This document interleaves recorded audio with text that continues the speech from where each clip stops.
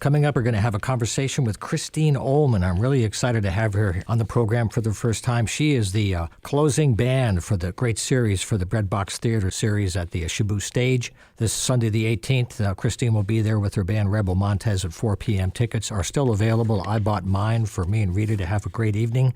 From 4 to 7, that is, on Sunday. Let's start out with a little conversation about your hopes for the day this Sunday at 4 o'clock at the Shaboo Stage. Yeah, 4 o'clock at the Shaboo Stage. This is the closeout gig of the Breadbox series to benefit the Covenant Soup Kitchen. These are gigs that would normally have been held inside St. Paul's Church, but the Foster Foundation and David Lefty Foster have made it possible for us to have a drive-in at the Shaboo Stage. So along with this, there's going to be an induction ceremony for the New England Music Hall of Fame, which is a brand new organization. I'm being inducted along with Cliff Goodwin and David Foster himself and the Shaboo, which is going to be represented by Bruce John. And Bruce John is, of course, runs the Breadbox and is really been the linchpin behind this whole drive-in series at the Shaboo Stage. So we hope we're going to see everybody on Sunday at 4 o'clock. No, it's a wonderful day to celebrate the music, which is what brought you all together to begin with, and to show how the people are keeping it alive today under some very challenging times, that's for sure. Yes, that's true, John. It's extremely challenging. So I just want to mention right off the top, if you want to go to the website, there are tickets available, and I'll encourage you to enjoy. I've got mine, breadboxfolk.org, so it's real easy to go from there. This is the closing concert in the series. Again, it's all benefiting the Covenant Soup Kitchen. Yes, and I also want to stress that the tickets are per person, so not per car. So you can come by yourself in a car if you want to. You know, a lot of these series are having like a $75 car charge, but I think they have very wisely here had a $25 per person, but you do have to be in a car. That's right. Well, that's for safety, and you know, you can go outside and sit in your 12 by 12 space. So if the weather's, you know, so there's a lot of ways to enjoy yourself as long as you keep your distance, and that's been very smart how they planned out that stage area really, really well. Yeah, it's a great boon, and also to the city of Willimantic. The Covenant Soup Kitchen is incredibly important to Willimantic, and they've tripled their number of meals that they're serving during this time when so many people are hurting. Yeah. So it's really, really a great cause, and we hope everyone will come out and support it. Yep, they're rising to the call, that's for sure. Yes, they are. They are. Yeah. Now, you know, speaking of rising to the call, we wanted to talk a little bit today about some of the very important venues we have in our region that are very important to keeping the music alive, so that after we get through this craziness, there's still a business left. And, right? Yes, that's right. Well, let's start with Cafe 9 in New Haven, which is a small venue that features original music 7 nights a week. And they've been open on Fridays and Saturdays for food and drinks that are brought to you. Not the bar itself isn't open. This is a small venue, and as I said, they're in New Haven, and they just opened. It's the last 2 weeks they've been doing this, and they'll do it this weekend as well. The Katharine Hepburn in Old Saybrook, their director, Brett Elliott, wrote an op-ed in the paper this weekend that someone sent to me. I think it must have been in the Hartford paper, and maybe the Shoreline Times, talking about the fact that theaters can now have 50% capacity. The Kate is going to try to be running some live shows. I know that, coming into maybe November, I think. There are other venues like the Fairfield Theater in Fairfield, of course, the 2 Infinity Halls. I'm not really sure what they're doing at the Infinities yet. They haven't been able to have any outdoor shows there. I do know that. Also, on October 31st, on Halloween, at 1 o'clock, I'll be at Bridge Street Live, which is in Collinsville, Connecticut. Bridge Street is an incredible venue that features lots of different kinds of music, and they're doing a drive-in series, and I'll be there on Halloween in the afternoon, and James Montgomery is coming on with me for that show with Rebel Montez. So, you know, there are just a number of – Connecticut has lots of theaters. Sometimes I think maybe we have too many. I mean, the Ridgefield Playhouse, you know, there's just lots of them. For a small state. I'm sorry? For a smaller state, yes. Yeah, for a smaller state. And they all are going to be allowed to open at this 50% capacity And I would just say to people that you should really consider a theater show because there's no drinking and eating in a theater. Everyone will have to keep their mask on all the time. The theaters most of them have high ceilings. They're big and open. The seating will be spaced, obviously.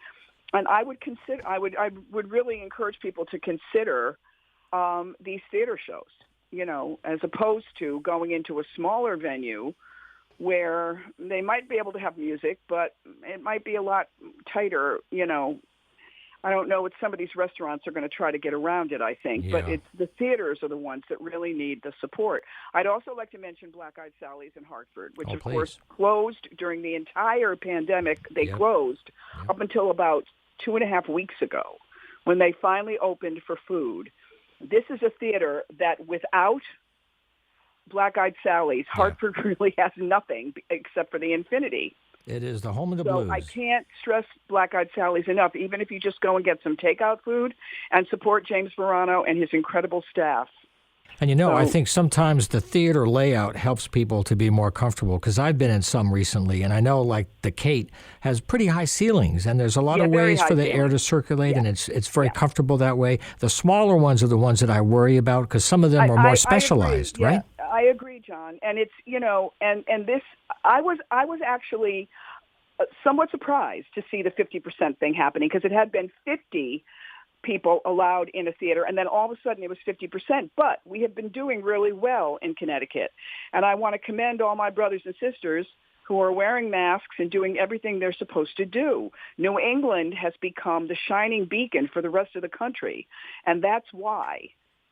So I don't know anyone that is giving anybody trouble in Connecticut about wearing a mask. And, it's just what we have to do. I can't say it any plainer than that, Well, when you and I were talking the other day to set up for today, you mentioned some musician friends of yours in Alabama who are very frustrated about obstacles to their health and their welfare. Yeah. The South really it opened. They got smart in maybe July, and now they're deciding again that they don't want to wear masks. I mean, the results are going to be the results. And then we're going to be the way we are in Connecticut and Maine and Massachusetts. And, the Narrows, for instance, just in New Bedford, just announced they're going to open. They're having Steve Forbert as their first distanced show inside the theater. And the Narrows, I'm just delighted, So people have to be careful, but you are going to see a slight bit of what passes for some kind of normalcy. You know what I mean? I do. And we're going to be continuing to do live streams. Christine Ohlman and Rebel Montez will be appearing at the City Winery, the new City Winery in Hudson, New York, which is brand new. It never got a chance to reopen. Oh. We'll be live streaming from there in January and probably as well from the Narrows. So, we'll still be doing live streams. You wanted me to mention another very special place on the New York border, Daryls Place. Oh, Daryls House, yeah. Well, Daryls House, you can't beat the sound at Daryls House because it's mixed by Peter Moshe, who is Ian Hunter's personal engineer, my friend Ian Hunter from Mott the Hoople. Peter is unbelievable. So we did a live stream from there in early September, and it was amazing. And then right after that, they closed as far as being a restaurant. They had been open. They have an outdoor area. They were having some music outside. They closed all of that. And I guess laid off the kitchen staff, which they hadn't wanted to do. And now all they're having is live streams. I mean, if you could support a Daryls House live stream, that would be so great because you probably would be helping them stay open, honestly. And so Daryls House, which is in Pauling, New York. But right now, I believe all they're doing is live streaming. But the live streams are incredible, and they sound unbelievable. So think about them as well, guys. Now, I want you to indulge me in one short story about your decades with Saturday Night Live. Is the transition for the band in a very strange way to do live television virtually when you're not in the same place. Can you just try to paint a picture? Because of the spit factor, which is, the spit, the horn section, and some of the other band members have been moved down to the 6th floor into the Jimmy Fallon studio, so that while you can hear them, you can't really see them. And the only reason why Lenny Pickett is up on the 8th floor, he's the band leader, so he's in kind of like a glass booth. The whole thing is, they've gone to extraordinary measures, and right so far, the first 2 shows have come off without a hitch. There's double testing going on. It's 25% audience, all wearing masks the whole time. There's all the departments have been spread out. The hair, the makeup, the wardrobe, they've all been spread out onto multiple floors in multiple rooms. And the writer's room, they're now in this gigantic space. The writers, But anyway, it seems to be working, and but the band is not all on the bandstand together anymore, for now. So, plexiglass. The sales of plexiglass, I'm sure, have never been as high as they are now, and rightly so. Talk about back order. Yeah, talk about back order. If you own a plexiglass business, you're in the money, is all I can say. But no, not to make a joke. Seriously, everyone has to mask up. Everyone within the sound of my voice has to mask up. And, we are, at the Shaboo Stage on Sunday, everyone will have a mask. And, unless they're distancing, if you're going to the bathroom or something, you have to have a mask. That's it. And really, you'd be smart to wear the mask the whole time, if you want my opinion. So, we're doing a good job in Connecticut. We just have to keep it up. Now, in case you've just joined us, we're having a conversation with Christine Ohlman. And I had one last thing I wanted to ask you while we had a couple of minutes. Sure. Is how well you're using the web as an artist, because you're involved so heavily in writing.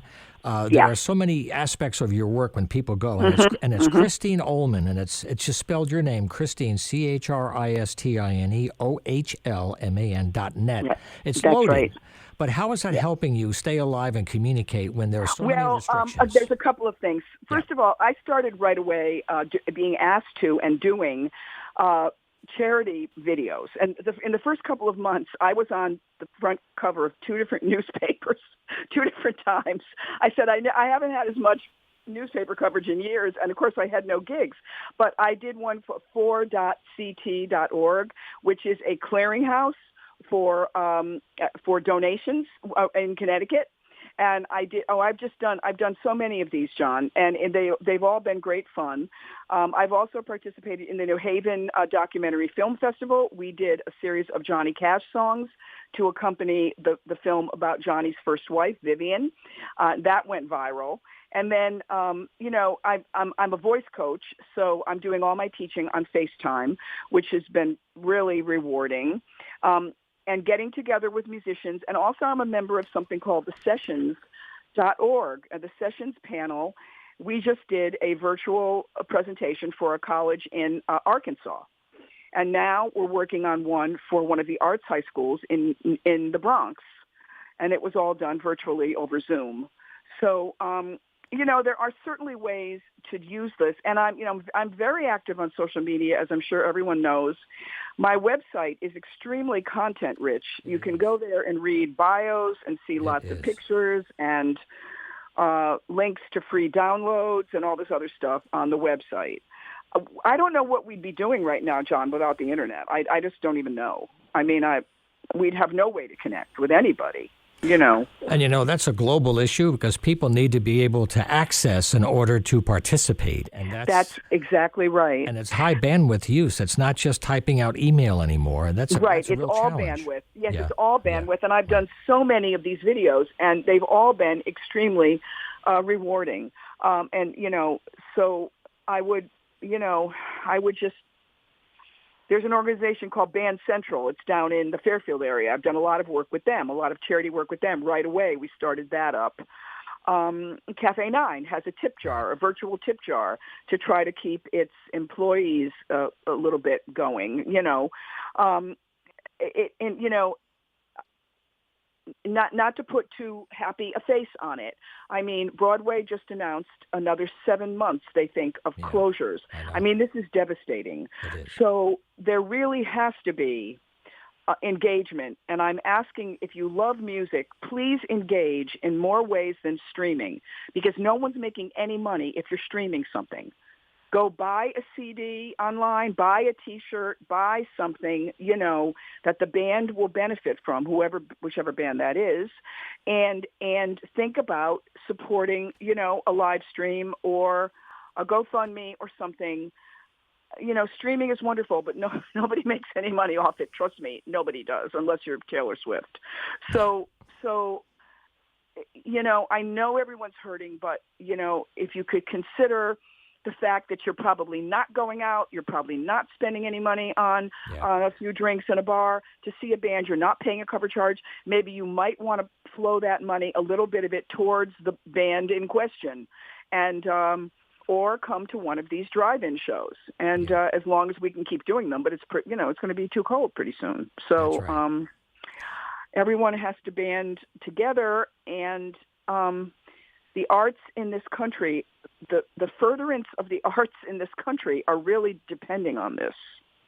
I agree, and this is where everybody can actually make an individual difference. It all adds up. That's right. It all adds up. It could be $2. I mean, I don't care, but keep in mind, you're not paying any. You haven't paid any cover charge probably since March. You know what I mean? So, it's good that everybody saved money, but maybe you could consider cycling some of that money back into the system and help everybody a little bit to make ends meet. Well, Christine, I want to thank you for taking some time to join us today. I know we agreed to talk some more in the future. You're talking about a project with Al Anderson in December, which would be cool. We do have a set of dates with Al Anderson, a big Al Anderson in December. We don't really know what's going to happen yet, but, anything could happen at this point. Also, the Shaboo, there is a Christmas show at the Shaboo. I'm sorry, not the Shaboo, Mohegan Sun on December 20th. I mean, we'll just have to see. That's right. With the Mohegan Sun All-Stars. So we'll just have to see. And I would love to come on again with you, John. And could we just mention again this Sunday at the Shaboo Stage? Please do. Yes, at 4 o'clock. For breadboxfolk.org is where, and Eventbrite is where the tickets are. I think there's just a few tickets left. And it's 4 o'clock in the afternoon and benefits the Covenant Soup Kitchen. It's the Breadbox drive-in car series at the Shaboo Stage. It's $25 per person, but you have to be in a car. So you can come alone if you want to. And the cars will be, of course, distanced. And it's at 4 o'clock, and and there's an induction for the New England Music Hall of Fame, and of which the Shaboo will be inducted, and Lefty Foster, myself, and Cliff Goodwin. So we're really looking forward to it. Well, Christine, I'll look forward to our next conversation, but I'm very happy to have some time with you today. And I've got my tickets. I'll look forward to seeing you in action with the Beehive. That's the Beehive. The hair will be high. The hair will be high. Thank you so much, John, and thanks to all the listeners. Everybody rock on. You certainly have my love, and my best wishes.